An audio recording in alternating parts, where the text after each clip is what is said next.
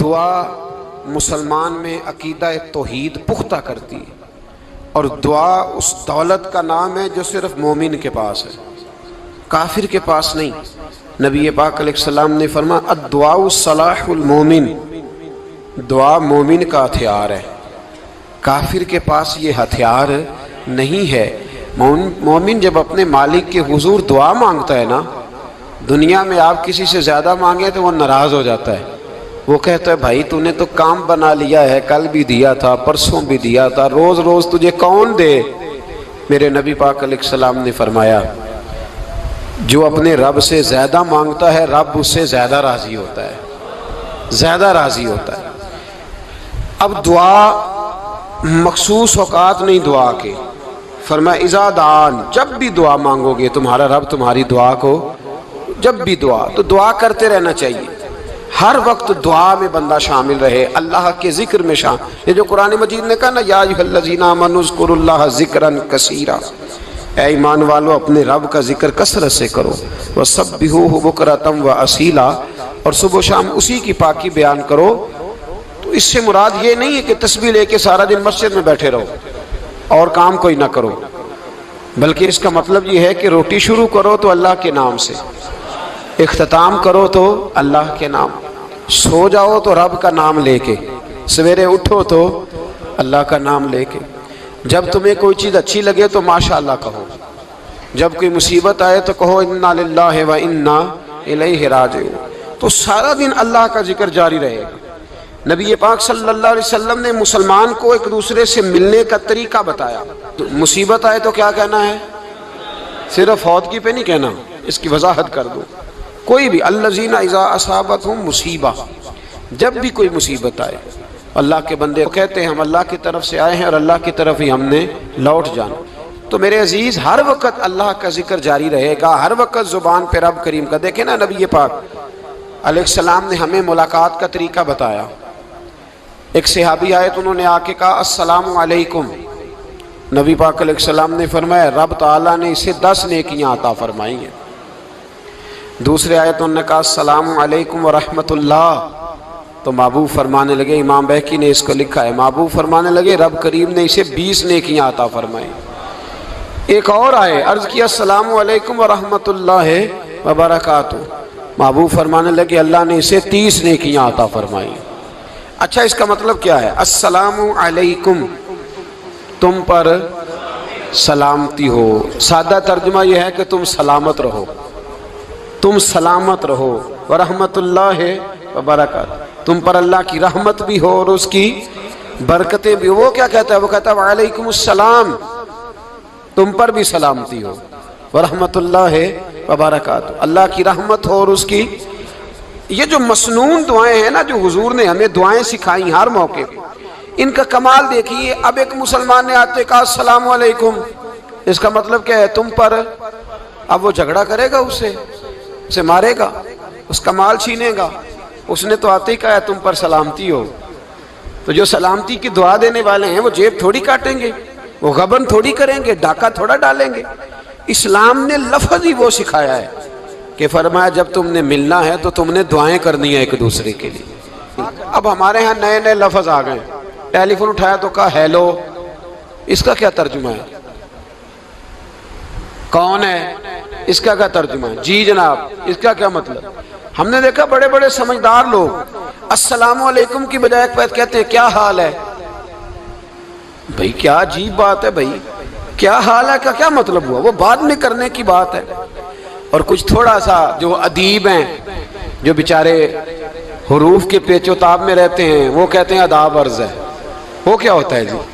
اسلام نے دعا سکھائی ہے السلام علیکم، یہ کتنی خوبصورت دعا ہے۔ جب آپ گھر کے اندر داخل ہوئے تو آپ نے دعا دی السلام علیکم، یہ دعا دی آپ۔ ایک صحابی حاضر خدمت ہوئے، عرض کی یا رسول اللہ صلی اللہ علیہ وسلم میرے گھر میں غربت رہتی ہے، کیا کروں؟ نبی پاک علیہ السلام نے فرمایا جب بھی گھر جایا کرنا گھر والوں سے سلام لیا کر، گھر والوں سے کیا کہا کر؟ السلام علیکم، جب بھی گھر جائے۔ یعنی گھر آیا، اب گھر والوں نے بتایا کہ ماچس کی ڈبیا تو لے آؤ۔ اب یہ دکان کونے پہ تھی گھر والے پہ، وہاں سے ماچس کی ڈبیا لے کے واپس گیا تو کہنے لگا السلام علیکم. پھر گھر والوں نے کہا ہو بتانا یاد ہی نہیں رہا، چینی بھی ختم ہو گئی ہے. تو یہ پھر گیا چینی لینے، لوٹ کے آیا تو کیا کہا؟ جب اللہ چاہتا ہے تو کہے، جب اللہ کے رسول چاہتے ہیں تو کہے. اس کا ترجمہ یہ ہے کہ تو کہہ، تو سلام لے. اللہ رسول چاہ رہے ہیں کہ تو سلام لے تاکہ تیرے گھر میں سلامتیاں ڈال دی جائیں. تو فرمایا سلام لینی ہے تو نے، اور ساتھ تو نے اس طرح کرنا ہے کہ 3 دفعہ سورۃ اخلاص کو پڑھنا ہے. امام قرطبی نے اس کو لکھا ہے. اس نے کہا حضور غربت بڑی ہے. غربت بڑی ہے تو کہ وظیفہ بتائیں. فرمایا جب بھی گھر جاؤ سلام لو اور 3 دفعہ سورۃ اخلاص پڑھو. وہ صحابی کہتے ہیں میں پکا ہو گیا.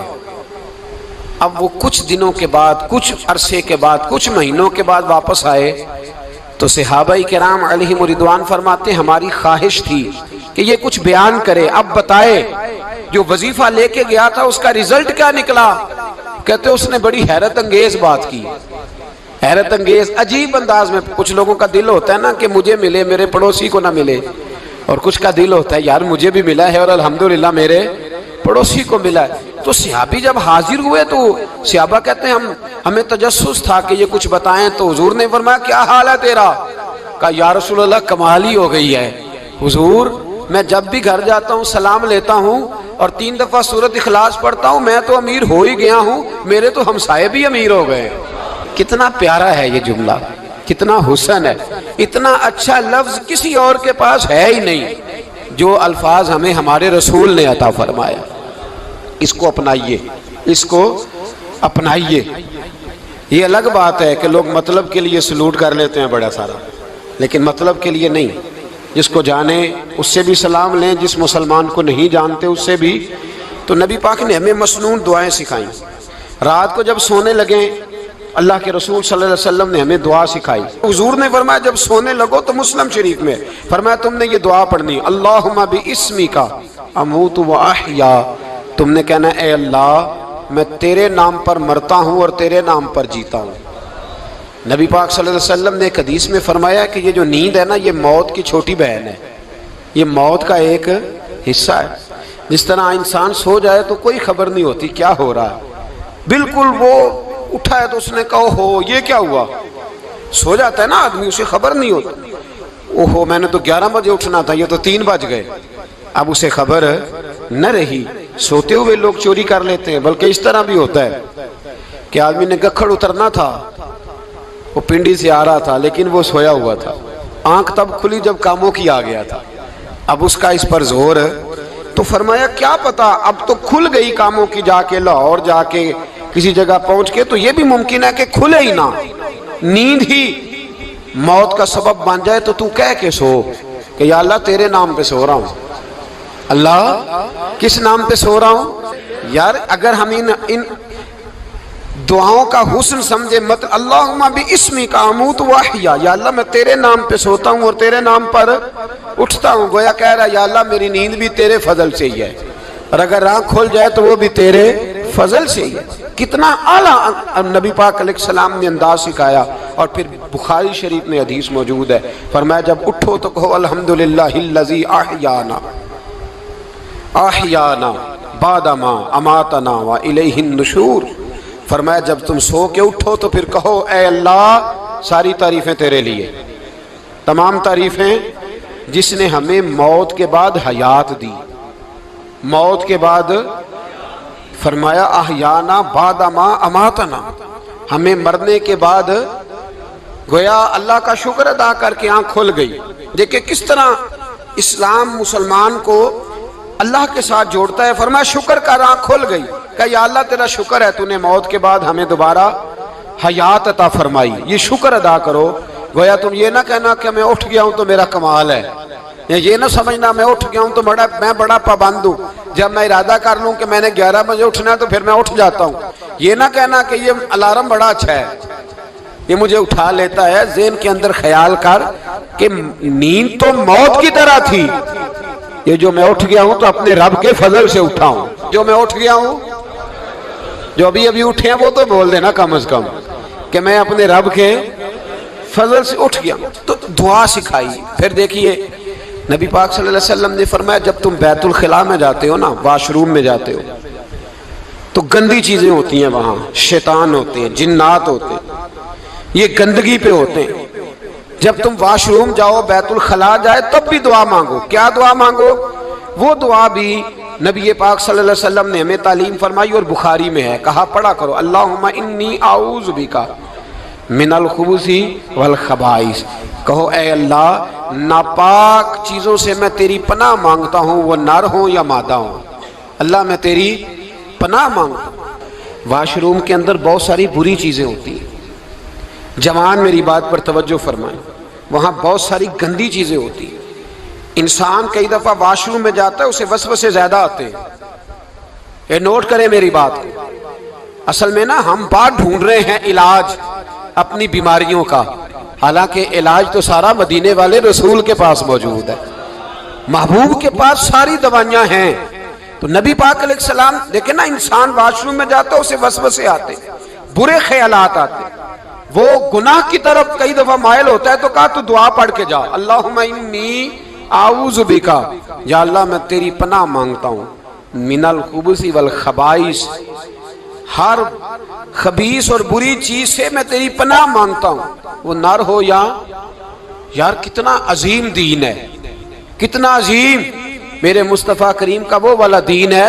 اصل میں اللہ کرے بی اے پاس بچے کو بیت الخلا کی دعا بھی یاد ہو جائے، ایسے یاد ہو جائے، اور اس کے ماں باپ سمجھ لیں کہ جوان ہو گیا ہے، تو اب ہو سکتا ہے اس کی طرف شیطان حملہ زیادہ کرے، اسے خراب کرنے کی کوشش کرے، تو لہٰذا اسے دعا سکھائی جائے تاکہ اس کو پہلے سے پتا ہو کہ میں نے اس بے ایمان سے بچنا کس طرح سے۔ اب آپ دیکھیے نبی پاک علیہ السلام نے ہمیں دعا سکھائی، مصنف ابن ابی شیبہ میں۔ کون سی دعا؟ واش روم سے نکلنے کی۔ اللہ اکبر، بڑی زبردست دعا ہے، بڑی زبردست۔ آپ یقین کریں اس ایک ایک دعا پر ایک ایک پورا بیان ہو سکتا ہے، ایک ایک۔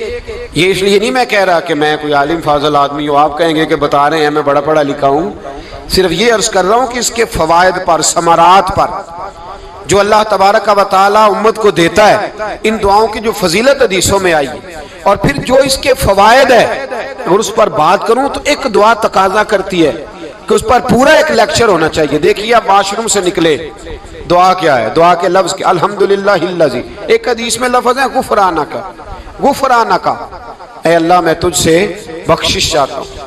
اور جو مشہور اور معروف ہے مصنف ابن ابی شیبہ کی روایت، فرمایا الحمدللہ الذی اذھب عنی العذاب وعافانی، فرمایا اے اللہ تیرا شکر ہے۔ واش روم سے نکلا ہے تو کہہ رہا ہے یا اللہ تیرا شکر ہے، تو نے مجھ سے اذیت دور کی، وعافانی، اور تو نے مجھے عافیت عطا کر دی، اذیت دور کر دی اور عافیت۔ بولیے، واش روم سے نکلا ہے تو کیا کہتا ہے؟ یا اللہ تیرا شکر ہے، تو نے مجھ سے اذیت دور کر دی اور مجھے عافیت۔ ڈاکٹر حکیم ہومیوپیتھک ایک چیز پر متفق کم ہوتے ہیں، پتہ ہے نا آپ کو، لیکن اس بات پر سب کا اتفاق ہے کہ اگر کسی کو قبض ہو جائے نا تو شاید 70 یا 72 بیماریاں لگ جاتی ہیں اس کو۔ اور جب آدمی کو قبض ہوتی ہے نا، پیٹ کے اندر فضلہ جم جاتا ہے، خارج نہیں ہوتا، اس کو اعصاب کی بیماری ہوتی ہے، اس کے ذہن پر اثر ہوتا ہے اس چیز کا۔ آپ یہ مت سمجھیں کہ کھانا کھانا ہی ایک کمال ہے، اللہ نے یہ بھی نعمت بنائی ہے کہ کھانا جب خارج ہوتا ہے تو وہ بھی اللہ کا بہت بڑا احسان ہے۔ تو فرمایا تو سمجھا ہی نہیں، اگر تجھے قبض ہو جاتی، تیرے پیٹ کے اندر وہ چیز جم جاتی، تیرے لیے کتنی تکلیف کا باعث تھی۔ ان لوگوں سے پوچھئے جو اس کے بیمار ہیں، اس کے مریض ہیں، وہ کتنی تکلیف میں رہتے ہیں، سر میں درد ہوتا ہے، سر چکراتے ہیں۔ ایک بہت بڑا روڈ ایکسیڈنٹ ہوا تو ڈرائیور سے لوگوں نے پوچھا کہ مسئلہ کیا ہے، تو کہنے لگا میں قبض کا مریض ہوں، تو میں کھانا کھا لیتا ہوں تو میرے ذہن پر وہ اس قدر زیادہ گیس کا غلبہ ہوتا ہے کہ میں سخت تکلیف میں ہوں۔ نبی پاک علیہ السلام نے ہمیں سمجھایا اور بتایا کہ سمجھ لو یارو، کھانا کھانے کی نعمت تو اللہ نے تمہیں عطا فرمائی ہے، لیکن کھانا کھانے کے بعد اس کا اخراج بھی اللہ کی بہت بڑی نعمت ہے، تو اللہ کا شکر ادا کرو۔ پھر جب آپ گھر سے نکلیں گے تو بھی اس کی دعا ارشاد فرمائی، بسم اللہ توکلت علی اللہ، اللہ کے نام سے گھر سے نکلتا ہوں اور میں نے بھروسہ بھی اللہ کے نام پہ کیا۔ جب گھر سے نکلیں تو کس کے نام پہ بھروسہ کریں؟ بولیے حضرت رابعہ بصریہ رحمت اللہ علیہا، آپ تشریف لے گئیں حج کرنے، جس دن واپس آئیں اپنا اونٹ کہہ گئیں جاتی دفعہ، کہنے لگی اللہ میں تیرے حوالے کر کے جا رہی ہوں، اور بسم اللہ توکلت علی اللہ، بھروسہ بھی تیری ذات پہ۔ جس دن واپس آئی نا اسی دن کسی نے بتایا کہ اماں آج ہی تیرا اونٹ مر گیا ہے، تو اونٹ کے سرانے کھڑی ہو کے کہنے لگی مولا میں تو تیرے نام پہ تیرے پہ بھروسہ کر کے گئی تھی، تیرے حوالے میں تو تیرے گھر گئی تھی۔ تو لوگ کہتے ہیں اماں کے منہ سے لفظ نکلے تو اونٹ زندہ ہو کے کھڑا ہو گیا وہ۔ تو اماں کہنے لگی نہیں تمہیں ہی غلطی لگی ہے، مرا ہی نہیں تھا، پہلے سے ہی موجود تھا، گویا اپنی کرامت بھی نہیں ظاہر ہونے دی۔ تو بھائی گھر سے نکلیں تو کس لفظ پر کہ یا اللہ میں تیرے بھروسے پہ نکل رہا ہوں میں، اس کے دو فائدے ہوں گے، ایک تو آپ اللہ کی امان میں جا رہے ہیں، اللہ کی امان میں آ رہے ہیں، اور دوسرا جس گھر کو آپ چھوڑ کے جا رہے ہیں اسے بھی اللہ کی امان میں دے کے جائیں۔ تو کتنا لذت والی دعا ہے جو نبی کریم علیہ السلام نے ہمیں سکھائی۔ اب ذرا حدیث سنیں خوش ہو کے، دیکھیں حضور نے دعا سکھائی، فرمایا جب دیکھ لو نا کسی کو ہنستا ہوا، کیا کرتا ہوا؟ ماشاءاللہ آپ تو ہنسنے لگے۔ جب کسی کو ہنستا ہوا دیکھو تو کہا کرو اضحک اللہ سنک، یہ دعا یہ بخاری ہے، فرمایا دعا مانگا کرو جب کسی مومن کو ہنستے ہوئے دیکھو تو دعا مانگو اضحک اللہ سنک، اللہ تجھے ہنستا ہی رکھے، اللہ تجھے، بولیے جل نہ جایا کرو کہ میں پریشان ہوں تو یہ ہنس کیوں رہا ہے، جھلا نہ کرو، بلکہ کیا کہا کرو اللہ تجھے ہنستا رکھے، اللہ تجھے۔ نبی پاک صلی اللہ تعالی علیہ وآلہ وسلم نے فرمایا، ترمذی میں حضرت اسامہ بن زید رضی اللہ تعالیٰ عنہ سے حدیث مروی ہے، حضور نے فرمایا جس نے کسی کے ساتھ احسان کیا اور جس پر احسان کیا، اگر اس نے یہ دعا پڑھ دی نا جزاک اللہ خیرا، تو فرمایا اس نے اللہ کی بھی پوری حمد کر دی اور محسن کا صحیح شکریہ بھی ادا کر دیا۔ کیا کہنا ہے؟ جزاک اللہ، اللہ تجھے بہترین جزا عطا کرے۔ اس کا ترجمہ کیا ہے؟ اللہ تجھے بہترین، کیونکہ حضور فرماتے ہیں من لم یشکر الناس ولم یشکر اللہ، جس نے بندوں کا شکریہ ادا نہیں کیا اس نے اللہ کا بھی شکریہ ادا نہیں کرنا۔ تو کیا کہنا چاہیے؟ جزاک اللہ خیرا۔ اور اگر اماں کہتی ہو بچوں کو انگریزی سکھانی ہے تو کیا کہنا ہے پھر؟ شکریہ ادا کرنے میں کیا کہنا ہے؟ Thanks, thank you. وہ خدا کے اس کا ثواب کتنا ہے؟ بولے انگریزی ایک زبان ہے، اس کو زبان ہی رہنے دیں گے۔